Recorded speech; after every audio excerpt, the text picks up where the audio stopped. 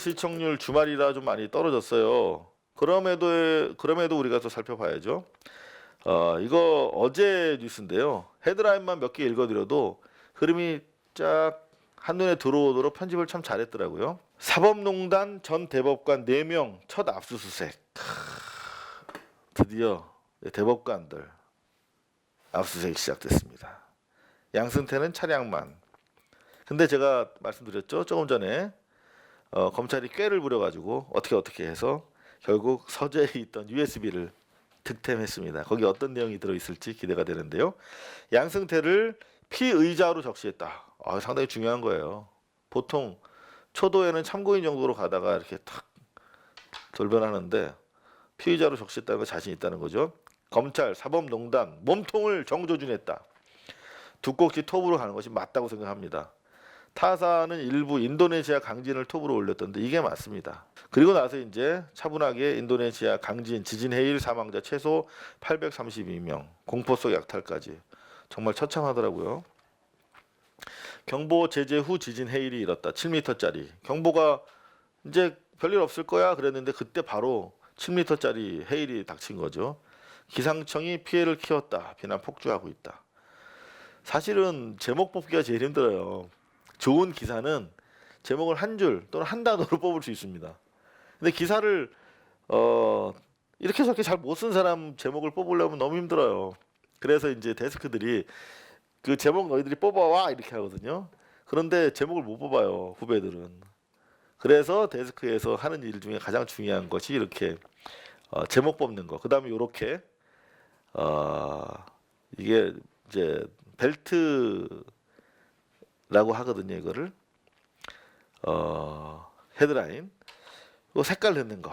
이거 이게 사소해 보여도요 간단치가 않아요. 이게 사망자 800을 넘어에 노란색을 넣을 것이냐, 쓰나미 범벅에다가 노란색을 넣을 것이냐, 이런 미세한 온갖 선택과 판단과 고려의 결과물이 영상으로 나타납니다. 신문에 비해서 방송 뉴스는 훨씬 고려해야 될 미학적인 것까지 색채 톤부터 오디오, 영상, 그 이펙트, 그다음 그 비지라고 하죠. 배경음악 너무 고려 사항이 많아요. 그런 가운데 아주 잘된 편집이에요. 흐름과 순서, 제목도 잘 뽑았어요. 이 시각 인도네시아는 여진 공포의 아수라장.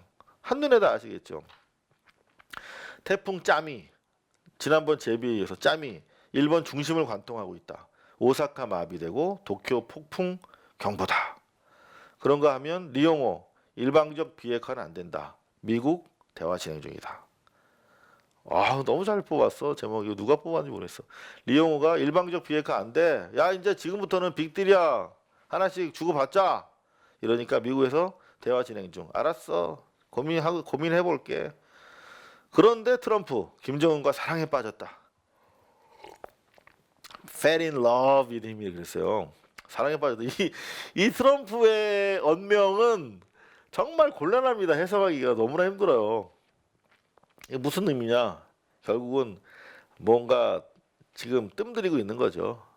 달리 이 김정은 카드를 계속 활용해서 자기 정치적 공세로부터 벗어나야 되는데 복잡한 일도 많잖아요. 지금 계속 그냥 레토릭을 만들어내는 그런 기술이죠. 막말 기술. 근데 이게 먹히잖아요.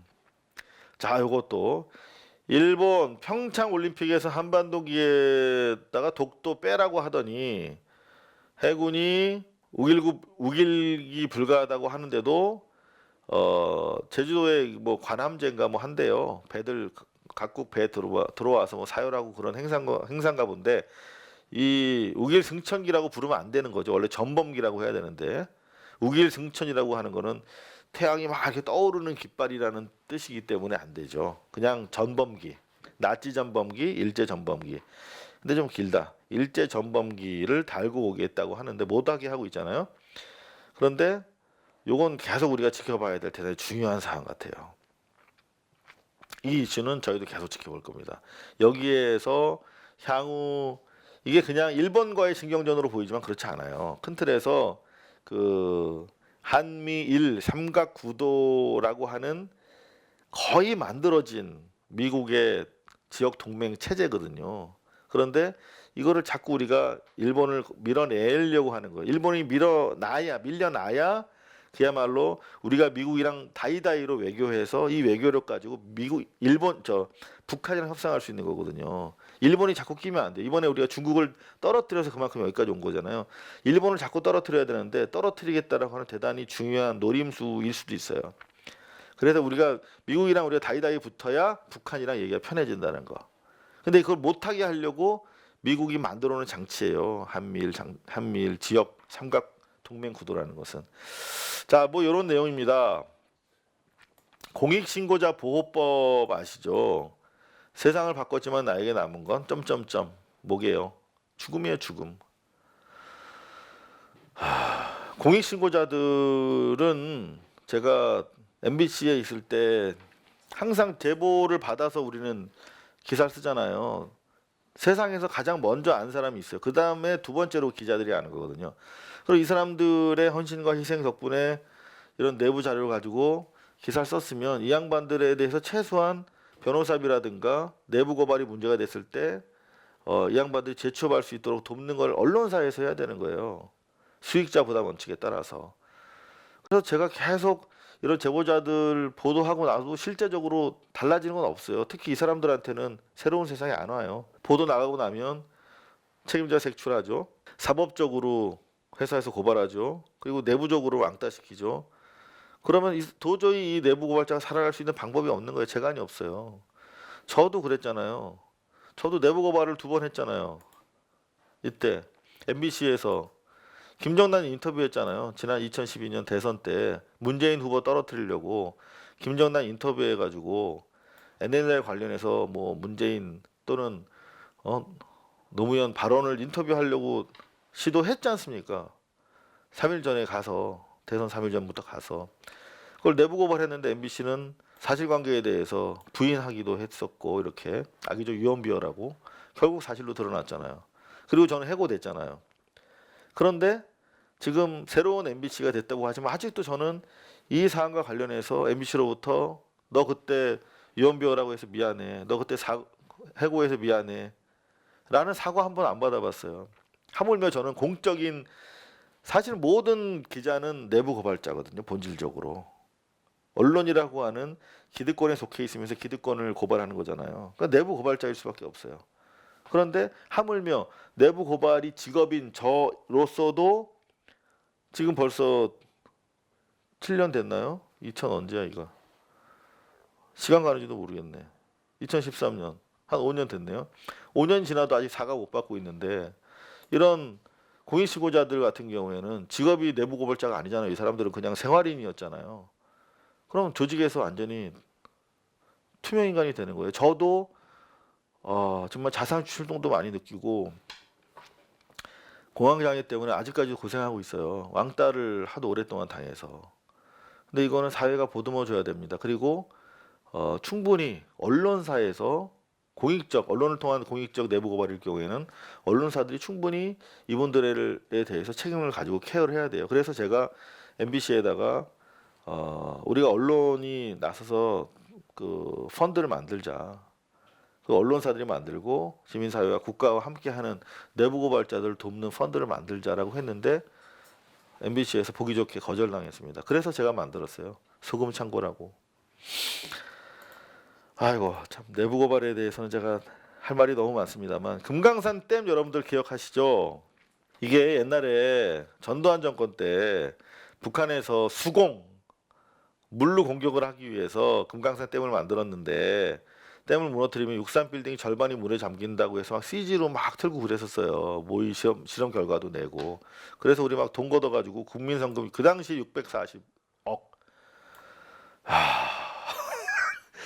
그때 당시 지금 뭐야 아이고 20년도 넘었네. 그때 당시 640억이면 지금 뭐 거의 1조 이상 되겠다. 그죠? 이래서 막 어마어마하게 나중에 알고 보니까 직선제를 요구하는 여론을 잠재우기 위해서 조작한 사건이었는데 여하튼 그때 막 벽돌 모으기도 하고 별 난리를 쳤었어요. 그런데 남북이 이제 드디어 탈냉전 시대 화해에 접어드니까 이런 일도 있네요. 금강산 때 물길을 튼대요.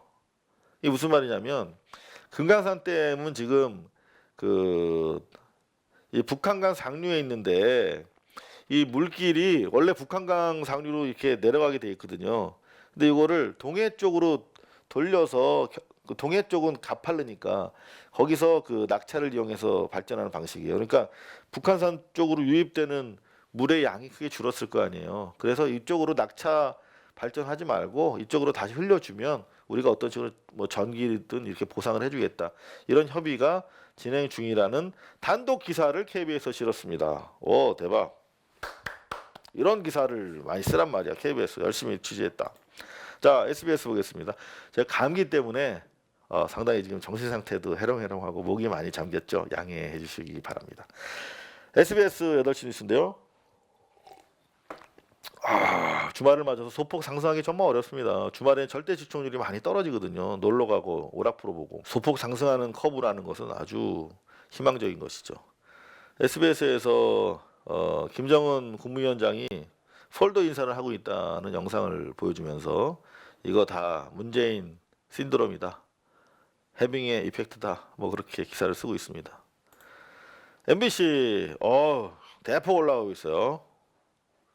되게 기분 좋겠다. MBC 후배들 기분 내기 바랍니다.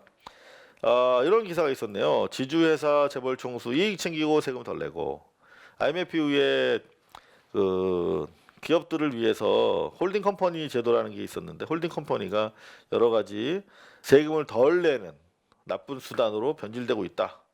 원래 1년에 한시적으로 그 법안을 만들었는데 아직까지 계속되고 있다.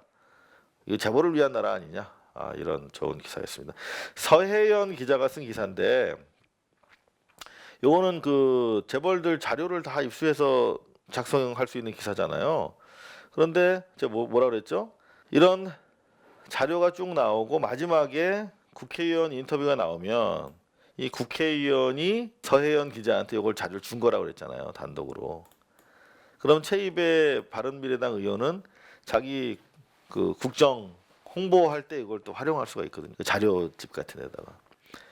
근데 전 최입배라고 하는 바른미래당 의원 이번에 찾아봤는데 사실 저는 이렇게 진보 쪽 말고 자한당이나 바른미래당 쪽 의원들이랑 별로 말 섞는 거 별로 안 좋아하거든요. 그런데 기자가 뭐 자기 싫다고 안 하면 안 되는 직업이잖아요. 그죠? 그래서 보니까 최이백이라고 하는 사람이 고대 나왔는데 좋은 기업 지배 구조 연구소 연구위원을 지냈네요. 회계사야. 3일 회계법인. 우리나라에서 가장 큰 회계법인 중에 하나죠. 회계사인데 좋은 기업 지배 구조 연구를 했던 분이네. 경제기 연구소도 있었고. 그럼 이 양반은 바른 미래당에 있지만 적어도 재벌의 이런 문제에 대해서는 관심 있는 사람이니까 여러분들 한번 눈여겨 보실 필요가 있겠다는 생각이 들었습니다. 그런가 하면 MBC가 노력을 하는 또 하나의 반증인데 소수 의견이라는 코너를 만들었대요. 옛날 우리 카메라 출동처럼 작은 목소리를 크게 듣고 대신 따져 묻겠다. 당차죠? 예. 그런 코너가 이제 소수 의견이라고 하는 코너인데 여기서 유성기업 사태를 갔어. 공중파에서 유성기업 사태를 아마 들어간 거는 오랜만인 것 같아요. 유성기업 이게 부당 노동행위로 최초로 사업주가 구속된 사업장이야. 뭐냐면 이게 현대차 피스톤에 들어가는 링 있잖아요. 윤활유 역류하는 거 막는 링 만드는 회사인데 이게 되게 중요한 부품이기 때문에 현대에서 직접 관리해서 노조를 막기 위해서 개입한 것이 아니냐 이런 의혹이 제기됐던 회사인데 아직까지도 이게 해결이 안 되고 있다는 거죠. 그러니까 야근이 문제, 야근. 밤에는 잠자고 싶다. 최소한 2교대 해달라. 이런 기본적인 요구를 가지고 아직도 데모하고 그게 관철이 안 되는 나라가 있습니다. 그 나라의 약자들의 목소리를 우리 주말 뉴스데스크 소수 의견에서 보도했네요. 곽승규 수고했다. 곽승규 기자. 자, 마이리틀 뉴스데스크에서 문 대통령이 방미했는데 냉대당했다. 이런 헛소리 가짜 뉴스를 검증했어요. 이거 뭐 안 봐도 여러분들 아실 테니까 계속 이런 가짜 뉴스와의 전쟁을 지금 다양한 전선에서 벌이고 있는데 아주 바람직한 현상이라고 생각합니다. 가짜 뉴스가 아니면 이 도도한 진실의 시대를 감히 상대할 수 없는 저들이 정말 안타깝기만 하네요. 네, JTBC도 소폭 상승하는 거는 나쁜 흐름은 아니에요. 그죠? JTBC 요 상당히 좀 보도가 좋았어요. 강정마을을 또 핥기는 우길기. 우길기라고 하지 말라 그랬죠. 일제 전범기. 강정마을은 정말 해군기지 건설 과정에서도 너무나 고통을 받았고 또 관함식 개체를 둘러싸고 홍역을 치르고 있는 곳인데 제주 강정마을로 또 들어온다는 거야. 저놈들이 전범기 달고.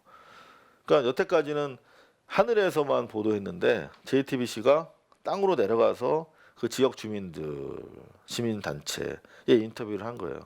저 아주 마음에 들었습니다. 바람직한 기사라고 생각합니다. 이런 많은 시도들 그리고 우길기 안 된다라고 하는 여론이 계속되니까 일본을 설득하기 위한 외교 당국의 노력도 계속되고 있다. 해군은 일본과 계속 협의하고 있고 외교부는 한국민의 정서를 감안해달라며 외교전을 벌이고 있다. 결국 현대 외교라는 건요, 이런 거거든요. 과거에는 군왕의 외교였잖아요. 왕과 왕끼리 또는 사신을 보내서 이런 게 외교였어요. 그렇죠? 근데 지금 어떻습니까? 왕 없잖아요. 왕도 국내 여론에 영향을 받고 그런가 하면 왕이 없죠. 대통령밖에 없죠. 대통령이 의사결정 마음대로 못해. 민주화된 나라에서는 국민들이 결정하죠. 그런가 하면 상대국 국민들이 SNS 통해서 이렇게 연결이 다 돼 있어요. 이해관계에 대해서 다 알아요, 서로가. 그러니까 어떻게 해야 돼? 우리가 저 전범기에 대해서 못 들어오게 하려면 국민들이 정부가 하나가 돼가지고 세계 사회에다가 알려야 돼요. 일본 애들이 하켄크로츠 그 독일의 전범기는 불법화돼 있거든요. 전범기를 공식 행사장에 가지고 나가면 안 되도록 독일 법에 정해져 있어요. 그러면 독일은 이런데 똑같은 전범국인 일본은 계속 이러고 다닌대요라고 국제사회에 계속 알려야 되고 우리 국민들이 일본 국민들한테 알려야 되고 우리 정부가 일본 정부에다 계속 알려줘야 돼요. 이런 걸 뭐라 그래요? 퍼블릭 릴레이션이라고 그래요. 퍼블릭 디플로마시. 그러니까 공공외교. 이게 현대 외교가 됐어요. 그러니까 어떻게 상대국에 대해서 생각하느냐에 따라서 달라지는 거야. 그 생각을 다르게 만들기 위해서 여론전을 국제적으로 다양하게 펼치는 외교가 현대 외교예요. 그렇기 때문에 이제 외교부가 옛날에 이런 외교 할 필요 없었잖아요. 외교하기 시작하는 겁니다. 호사카 유치 우길기 금지법을 청와대에 청원했대요. 국회가 나서야 된대요. 이런 부분까지도 훌륭한 공공외교의 압력수단으로서 우리의 자산이 되는 거죠. 저는 호사카 유치 이분에 대해서도 우리가 관심을 기울이면서 힘을 많이 복돋아드려야겠습니다. 기화 일본인 교수님이시죠. 훌륭한 말씀 많이 하시는 거고 그리고 상당히 우리가 눈여겨볼 부분이 자유총연맹이 아주 유명한 빨갱이 사냥 단체였잖아요. 제가 카메라 출동할 때 DJ 김대중 대통령 후보에 대해서 또 사상 검증하고 막 빨갱이라고 그래서 제가 카메라 출동으로 잠복해가지고 자유총연맹을 고발한 적이 있어요. 그때 자유총연맹에서 저를 미행하고 자유일보라고 하는 기자들이 저 배우를 캔다. 네 김대중이 배우지 막 그렇게 해가지고 저 쫓아다닌 적이 있었는데 죽인다고. 그리고 걸기대회도만 했어요. 이상호 기자 빨리 물러가라 이렇게. 그랬던 단체인데 자유총연맹이 일본 전쟁 범죄 상징인 우길기 계약 말아야. 그 지난번에 그 우리 문재인 대통령 북한 갔다 오실 때도 지지 발언 냈잖아요. 이제 바야흐로 세상은 이렇게 변화하고 있습니다. 여러분들이 이렇게 만들어 주신 거고 여러분들을 위해서 함께 계속 뉴스 비평 진행하도록 하겠습니다. 오늘의 방송 비평이었습니다. 시청해 주셔서 감사합니다.